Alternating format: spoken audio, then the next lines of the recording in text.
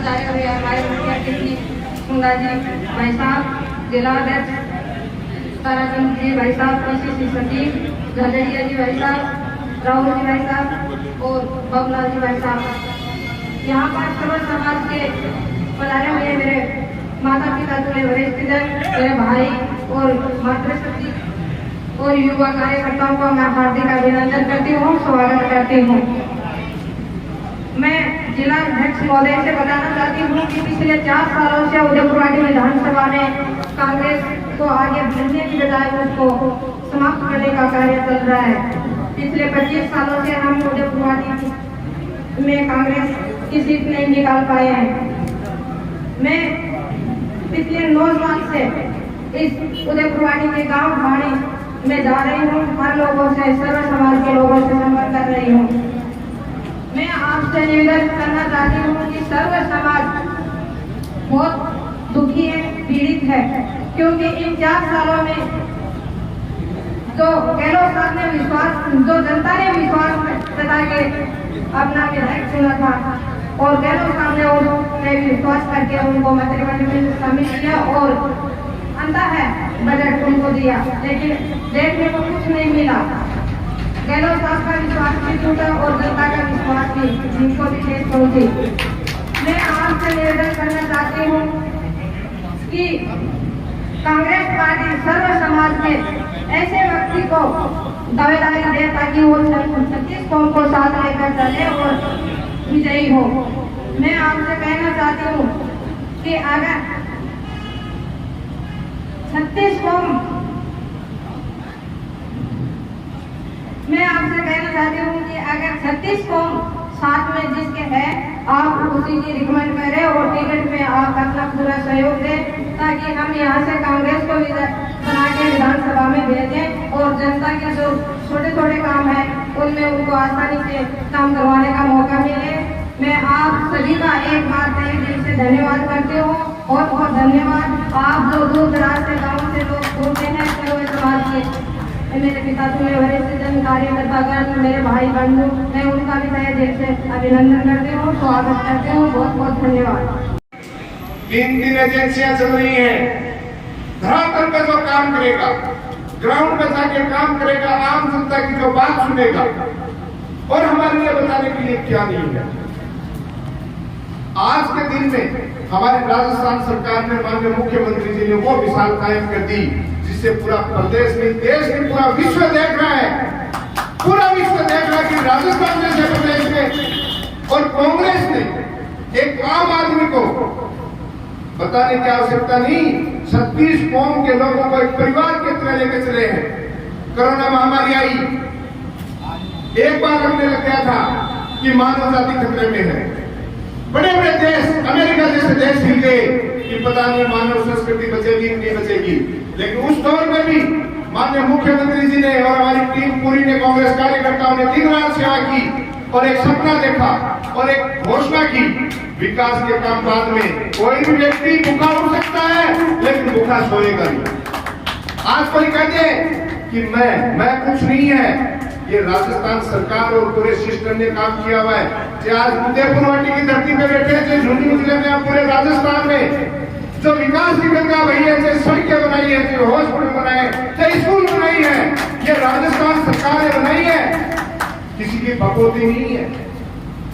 ये सारी की सारी चीज आज हमें, मुझे बताइए, आज इलाज के अभाव में जो आज बड़ी बड़ी बात करते हैं, किन घरानों से आते हैं मुझे बताने की आवश्यकता नहीं।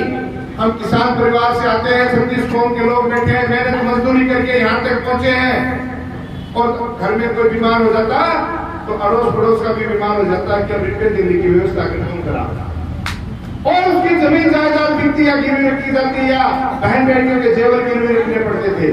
लेकिन मुख्यमंत्री जी जमीन से उठे हुए व्यक्ति थे, उन्होंने कि इलाज बचाने वाला ईश्वर है, लेकिन इलाज के अभाव में किसी की जमीन जायदाद और जेवर गिफ्ट में दिए जाएंगे। आज चिरंजीवी योजना में 25 लाख रुपए तक का इलाज। आज पता कर सकते हो, सेंटर में बैठी गवर्नमेंट केवल आयुष्मान भारत की बात करते थे, लेकिन कहीं इलाज नहीं। पूरे राजस्थान में नहीं, पूरे विश्व में आप पता कर सकते हो 25 लाख रुपए तक का इलाज कोई सरकार नहीं दे पाई। और 10 लाख रुपए का स्टैंडर्ड बीमा।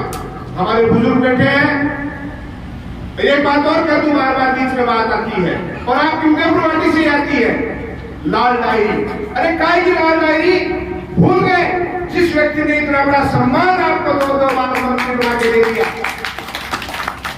आज राजस्थान की जनता जिसको लाल डायरी में लिफाफे के रूप में गारंटी कार्ड माननीय मुख्यमंत्री जी ने दिए हैं। गारंटियां क्या क्या दी है कि आपको इलाज के अभाव में अपने जमीन जायदाद नहीं बिकने दूंगा। 25 लाख रुपए की गारंटी दी और उस कार्ड में डाला है वो कार्ड, उस लिफाफे लाल डायरी में लिखा है। और सरकार रिपीट होती है तो हो सकता है उसको 50 लाख रुपए तक करते। ये लिखा उस लाल डायरी में जो 750 रुपए की मेरा बुजुर्ग बैठे ही।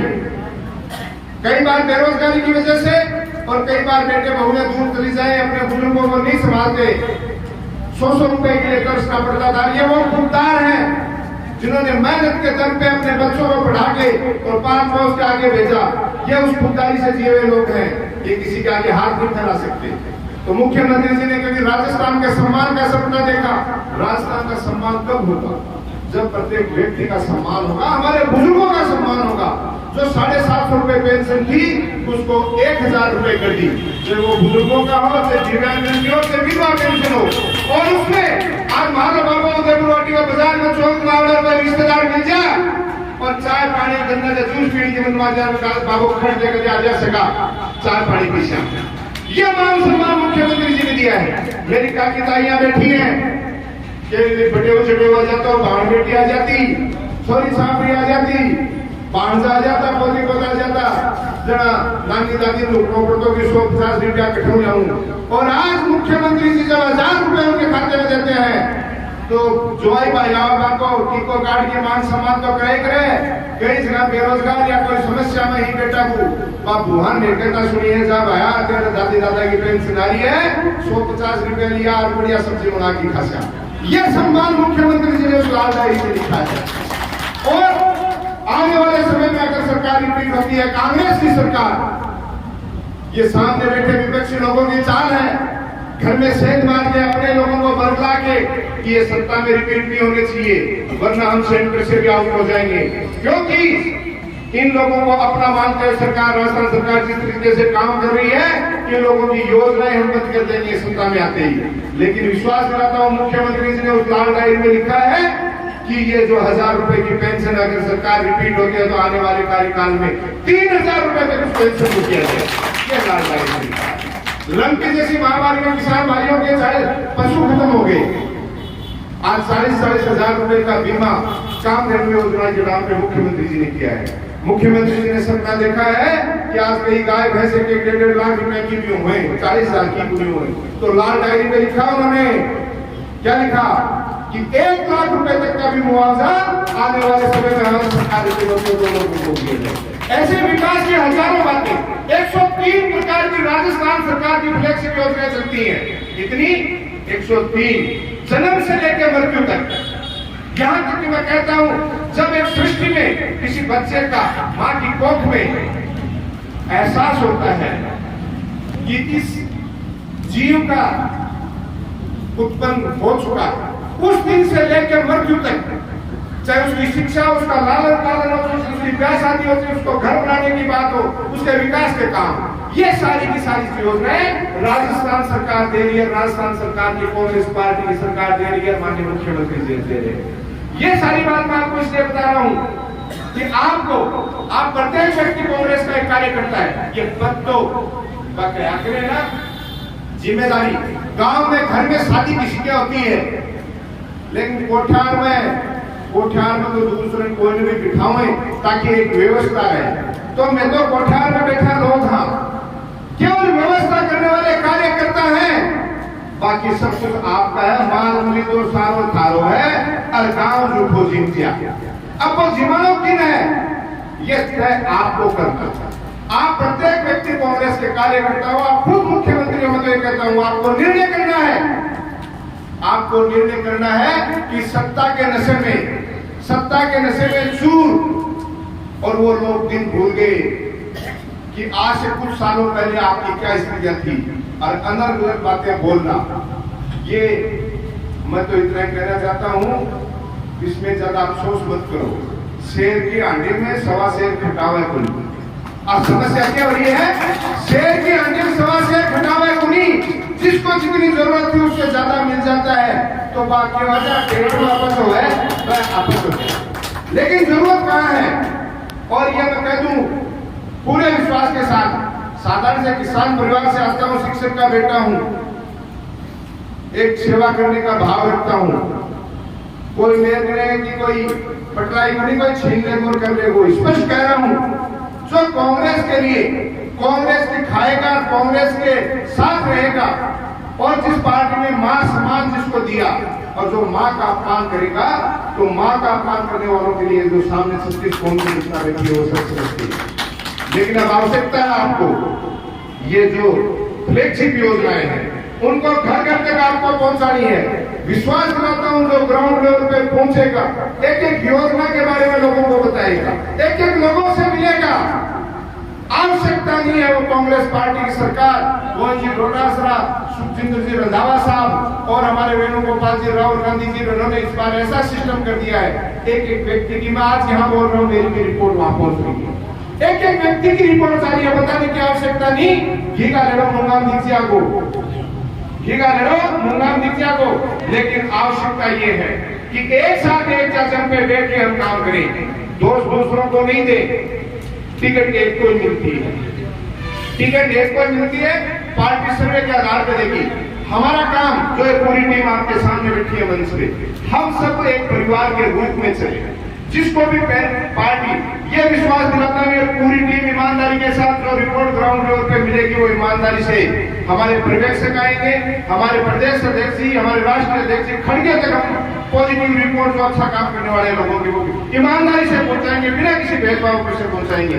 ये मैं ईश्वर को साक्ष्य मान के आपको विश्वास दिलाता हूं।